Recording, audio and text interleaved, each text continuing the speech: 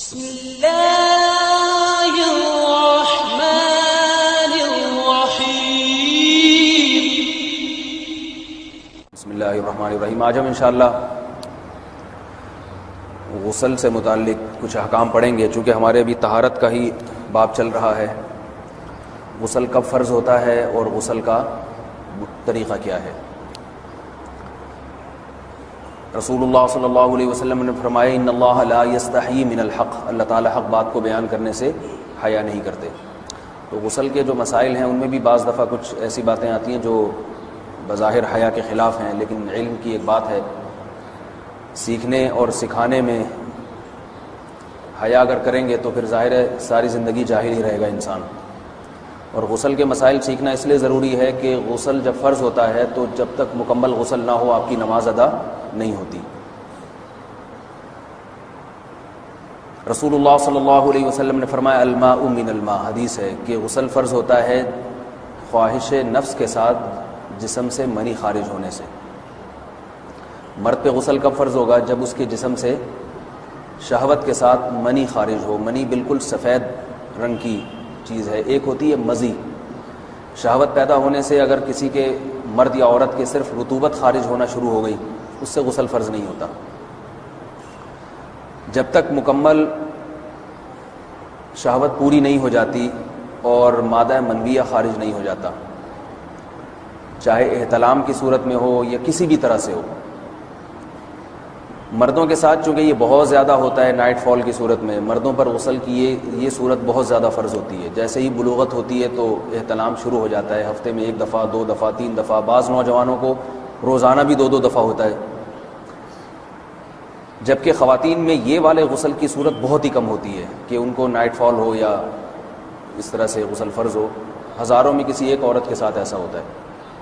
ایک صورت تو یہ ہے غسل فرض ہونے کی۔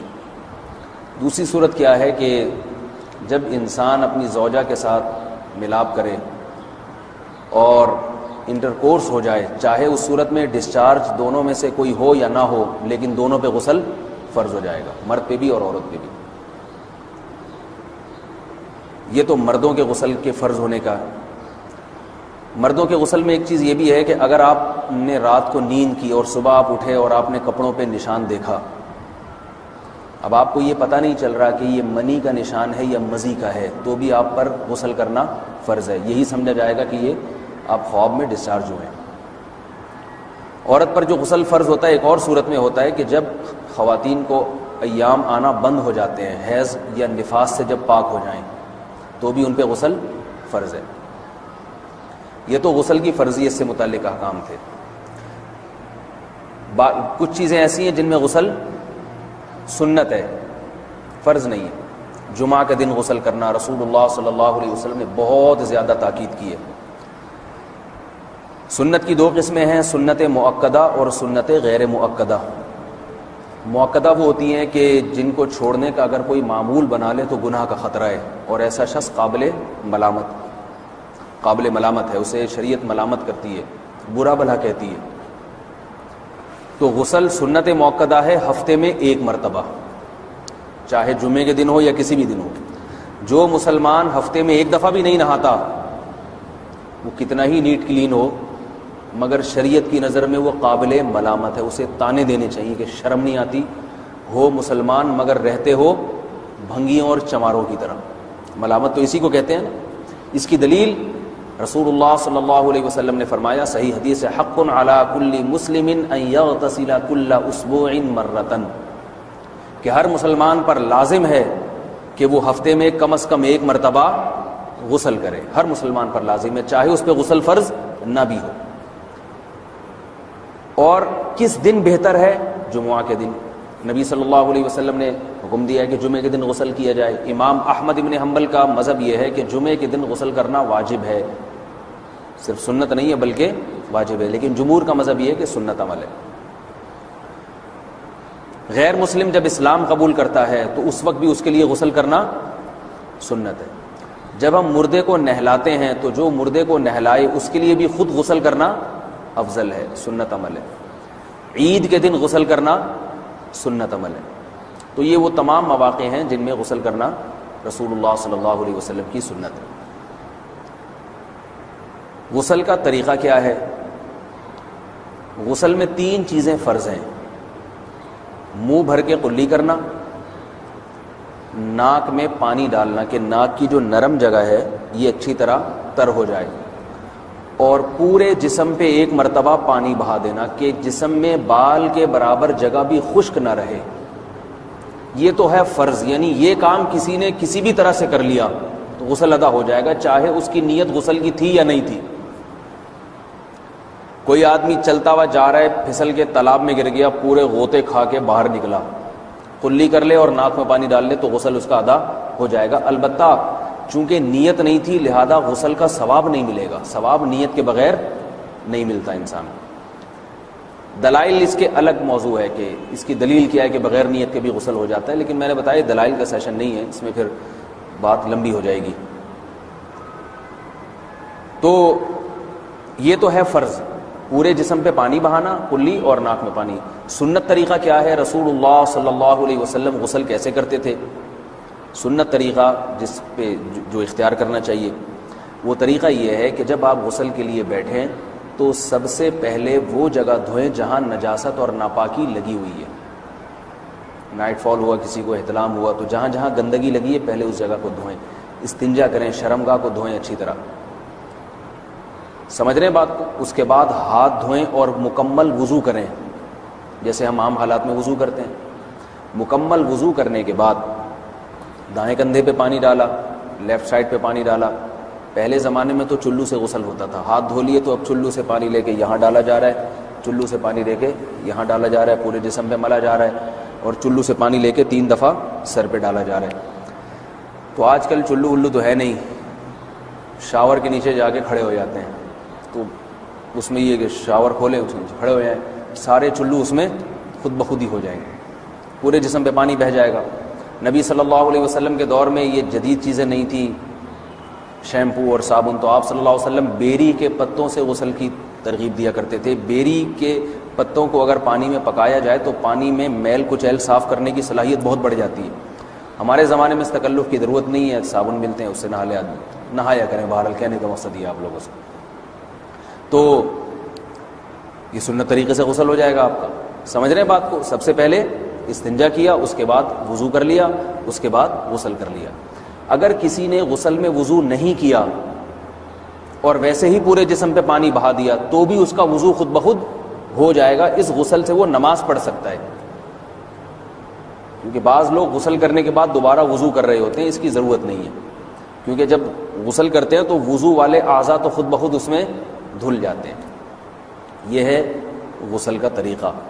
وضو کیسے ٹوٹتا ہے؟ جن چیزوں سے غسل فرض ہوتا ہے ان چیزوں سے وضو تو بہرحال ٹوٹتا ہی ہے، اس کے علاوہ بھی وضو ٹوٹتا ہے۔ اس سے پچھلے لیکچر میں نے کچھ تفصیل بتائی تھی کہ نجاست جسم سے کہیں سے بھی خارج ہو جائے یا نجاست نکل کے بہہ پڑے، اگر قضائے حاجت کی جگہوں سے نجاست خارج ہوئی ہے تو نظر بھی آ جائے وضو ٹوٹ جائے گا، اور قضائے حاجت کے علاوہ جگہوں سے اگر نجاست خارج ہوئی ہے، خون وغیرہ ہے جیسے، تو جب تک نکل کے بہے گا نہیں تو اس وقت تک وضو نہیں ٹوٹے گا۔ سمجھ رہے ہیں بات کو؟ وضو کا طریقہ کیا ہے؟ سب سے پہلے دونوں ہاتھوں کو دھویا جائے، 3 دفعہ کلی کی جائے، مسواک کی جائے، 3 دفعہ ناک میں پانی ڈالا جائے، پھر پورے چہرے کو، پیشانی یہ جو ہے جہاں سے پیشانی ہماری شروع ہو رہی ہے اور تھوڑی کے نیچے، تھوڑی جہاں ختم ہو رہی ہے، اور ایک کان کی لو سے دوسرے کان کی لو تک 4 اعضاء ہیں وضو میں دھونا فرض ہیں۔ 1 چہرہ، نمبر 2 بازو، نمبر 3 سر کا مسا، چوتھائی سر، اور نمبر 4 پاؤں کو دھونا۔ اس کی دلیل قرآن مجید کی مشہور آیت ہے فَاغْسِلُوا وُجُوهَكُمْ وَأَيْدِيَكُمْ إِلَى الْمَرَافِقِ۔ اللہ فرماتے ہیں ایمان والو جب نماز کا ارادہ ہو تو اپنے چہروں کو اور اپنے ہاتھوں کو دھو، سر کا مسا کرو اور پاؤں کو ٹخنوں سمیت دھو۔ دھونے کا حکم ہے قرآن مجید میں۔ البتہ سر کے بارے میں یہ نہیں ہے پورے سر کا مسا کرو، بلکہ آ رہا ہے وَامْسَحُوا بِرُؤُوسِكُمْ، با کا لفظ ہے، با آتی ہے تبعیض کے لیے کہ سر کے بعض حصے کا مسا۔ اب بعض حصے کا قرآن حدیث میں کہیں تذکرہ نہیں ہے، تو اس میں فقہاء کرام کے اجتہادات ہیں۔ امام شافعی فرماتے ہیں تھوڑا سا بھی ٹچ کر لیا سر کو ہو جائے گا، امام ابو حنیفہ فرماتے ہیں نہیں کم از کم 1/4 کا ہونا ضروری ہے۔ سب کے اپنے اپنے دلائل ہیں، ان دلائل میں میں نہیں جاتا۔ فقہ حنفی کو جو فالو کرنے والے ہیں تو ان کو چاہیے کم از کم 1/4 سر کا مسا، یہ فرض ہونے کے لیے ضروری، مگر سنت کیا ہے؟ پورے سر کا مسا۔ نبی صلی اللہ علیہ وسلم دونوں ہاتھوں کو بھگو کے پورے سر کا مسا کرتے تھے ایسے، سمجھ رہے ہیں بات کو؟ اور مسح کے جو یہ ٹیکنیکل طریقے ہیں کہ آپ یوں پہلے انگلی بنائیں پھر یوں لے کر جائیں پھر یوں گھما کے لائیں پھر یوں، یہ ٹیکنیکل طریقے حدیث سے ثابت نہیں۔ مسح کا طریقہ کیا ہے؟ بھیگا ہوا ہاتھ لے کے ایسے پورے سر کو ہو گیا۔ پھر حدیث میں یہ بھی ہے کہ یوں لے جاؤ اور یہ بھی ہے کہ دو واپس بھی لے کر آؤ، دونوں طرح سے ثابت۔ تو ایسے بھی کر سکتے ہیں کہ یوں لے جائیں اور ایسے بھی کر سکتے ہیں لے کے جائیں اور پھر واپس بھی لے آئیں، دونوں طریقے جائز ہیں، لیکن کم از کم سنت اتنی ہے کہ پورے سر کا مسح ہونا چاہیے۔ بعض لوگوں کو شو مارنے کا شوق ہوتا ہے، اگر وہ واپس لائیں تو بال ان کے خراب ہو جاتے ہیں، کہتے ہیں یار یہ پھر مسئلہ خراب ہو جائے گا، تو پھر ایسے لوگ صرف یوں ہی لے جائیں کافی ہے۔ افضل تو یہ کہ یوں بھی لے جائیں یوں بھی لے جائیں، دونوں طرح سے صحیح ہے، بہرحال دونوں حدیث سے ثابت ہیں۔ سمجھ رہے ہیں بات کو؟ اور یہاں ایک اہم مسئلہ بتا دوں، قرآن مجید نے پاؤں کو دھونے کا حکم دیا ہے، پاؤں پہ مسح کرنے کا حکم نہیں دیا، اور حدیث میں خفین پر مسح کرنے کا حکم ہے۔ تو قرآن اور حدیث کو فقہاء نے جمع کیا ہے، لہذا وہ موزے جن میں آسانی سے پاؤں دھوئے جا سکتے ہیں ان میں چاروں ائمہ کے نزدیک پاؤں پہ مسح کرنا جائز نہیں۔ سعودی عرب میں جو بعض سلفی حضرات اور یہاں ہمارے ہاں بھی اہل حدیث حضرات نے عام موزوں پر بھی جو مسح کی ایک روایت ڈال دی ہے، اسلاف میں، تابعین، تبع تابعین میں اور چاروں ائمہ کے مذاہب میں اس کا ثبوت نہیں ملتا۔ اگر اسلاف میں کوئی قائل بھی ہے تو ایک شاذ قول، اکا دکا قول ملتا ہے، ورنہ یہ ائمہ اربعہ کے مذہب کے خلاف ہے، اور جو احادیث جو نقل ہوتی ہیں صحیح سند کے ساتھ ان کے بھی خلاف اور قرآن کی آیت کے بھی خلاف ہے۔ اس لیے کسی نے عام ساکس پہ اگر مسح کر لیا، جو عام طور پہ آفس پہن کے جاتے ہیں لوگ، اس میں تو پاؤں آپ اگر ساکس کو پانی کے نیچے رکھیں پورا پاؤں دھل جائے گا آرام سے، تو وہاں کیا ہو رہا ہے کہ قرآن مجید کے حکم کی مخالفت لازم آ رہی ہے، آپ پاؤں دھو نہیں رہے۔ تو اس لیے ہم یہ سمجھتے ہیں کہ اس صورت میں نماز ادا نہیں ہوگی۔ سعودی عرب میں بعض سلفی حضرات نماز پڑھاتے ہیں، وہ ایسے ہی کرتے ہیں کہ عام ساکس پہ مسح کر کے نماز پڑھا لیتے ہیں۔ تو فتویٰ اسی پر ہے کہ ان کی اگر کسی کو یقین ہے کہ اس نے عام ساکس پہ مسح کر کے نماز پڑھائی ہے تو اس کے پیچھے نماز ادا نہیں ہوگی، کیونکہ قرآن کے مطابق اس کا وضو ہوا ہی نہیں ہے۔ صدیوں تک کوئی بھی اس قول کا قائل نہیں رہا ہے کہ عام ساکس پہ بھی مسح ہو جاتا ہے۔ یہ ابن تیمیہ رحمہ اللہ تعالیٰ 7ویں صدی میں اس کے قائل تھے، اور تابعین میں اکا دکا قول ملتے ہیں اس کے، لیکن شاذ قول ہیں، مرجوح قول ہیں جن پر امت نے فتویٰ نہیں دیا، اور اب سعودی عرب میں بعض سلفی حضرات اس کے قائل ہیں۔ ہمارے ہاں اہل حدیث حضرات بھی چونکہ اکثر سعودی عرب کے سلفی حضرات ہی کو فالو کرتے ہیں، تو انہوں نے بھی وہیں سے یہ فتویٰ لیا ہے۔ لیکن ائمہ اربعہ کے مذہب میں اور دلائل کے لحاظ سے دیکھا جائے تو یہ مذہب کمزور ہے۔ قرآن نے پاؤں کو دھونے کا حکم دیا، آپ دھوئیں گے پاؤں جب تک دھونا ممکن ہے۔ چمڑے کے موزے ہیں ان کو دھونا ممکن نہیں ہے اتارے بغیر، لہذا ان موزوں کے اوپر مسح ہو جائے گا، تو اس سے قرآن پر بھی عمل ہو جائے گا اور حدیث پر بھی عمل ہو جائے گا۔ اس لیے ائمہ اربعہ نے جو قرآن و حدیث کو سمجھ کے جو فیصلہ کیا ہے اس پہ چلنا ہمارے لیے زیادہ مفید ہے بنسبت آج کل کے جو علماء ہیں ان کی اپنی ذاتی آراء پر۔ اس لیے یہ بھی ایک وضو سے متعلق اہم مسئلہ تھا، سمجھ رہے ہیں؟ باقی تو ماشاءاللہ وضو کرنا سب کو آتا ہی ہے۔ اور وضو کے بعد دعا کیا ہے؟ کلمہ شہادت، اشہد ان لا الہ الا اللہ وحدہ لا شریک لہ اشہد ان محمدا عبدہ ورسولہ اللہم اجعلنی من التوابین واجعلنی من المتطہرین۔ اے اللہ تو مجھے بار بار توبہ کرنے والوں میں شامل کر دے اور بار بار پاکیزہ رہنے والوں میں شامل کر دے۔ توبہ اس لیے کہ میں نے ظاہری طہارت تو حاصل کر لی، مجھے روحانی طہارت بھی عطا کر دے۔ اگر میں نے گناہ کی ہوں تو مجھے ان سے بھی توبہ کی توفیق عطا فرما لے، تاکہ اس لحاظ سے بھی میرا وضو ہو جائے، اس لحاظ سے بھی میں پاک ہو جاؤں۔ سبحانک اللہم و بحمدک، نشہد ان لا الہ الا انت، نستغفرک و نتوب الیک۔